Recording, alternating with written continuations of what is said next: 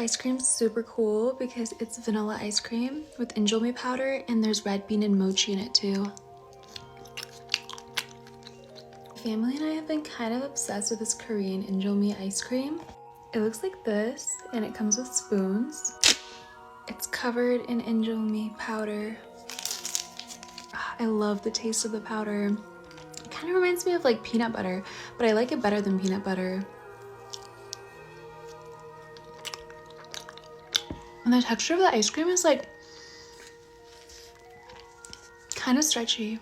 That's red bean. There's actually mochi pieces in here. I freaking love the little mini mochi pieces. This is a mochi piece. It's hard to tell. That was a mochi piece. Reminds me of like the little mini mochis that they have at Yogurtland. That was a mochi.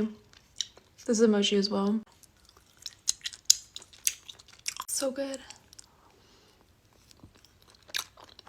I like digging for the mochis.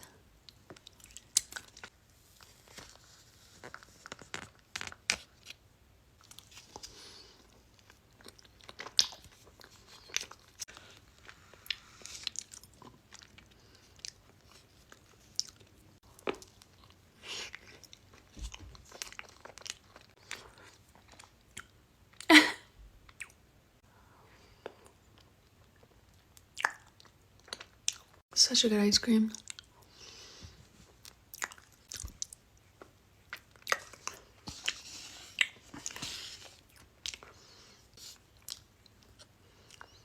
"12-year-olds are so evil," because I genuinely don't understand how some of the biggest bullies are 12-year-olds in middle school. And it's so common for people in middle school to have like some bullying story. My sister made butter garlic shrimp pasta. I got bullied in middle school, and the reason why I got bullied was because of my hair. This girl would call me hominid hair, and a hominid is a type of caveman.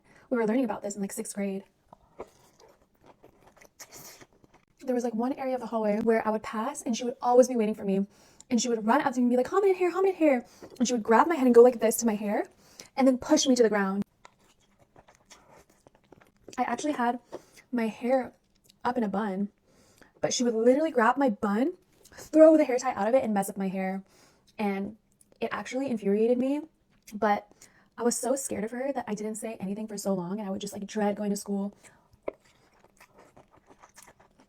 And of course I hated my hair. I didn't know how to take care of my curls. No one in my family has curly hair. So my hair was just a big frizzy poof. I would only leave it down when I would straighten it, but I didn't even know how to straighten my hair properly.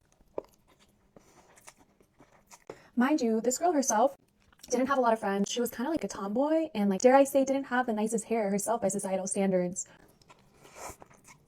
I had had enough.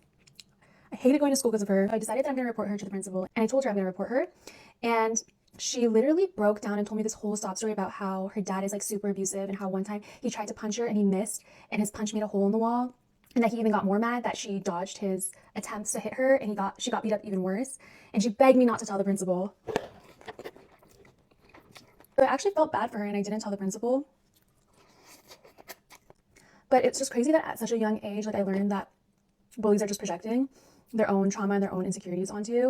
And then after that, she stopped like physically bullying me, and she stopped messing up my hair. She still wasn't the nicest, but like we were kind of like friends after that. And it really is like what they experience at home, the kind of household they live in, that affects how they act at school and how they treat other kids. Like, they take those experiences and that trauma with them, and they project it onto other kids. So it's kind of scary, honestly.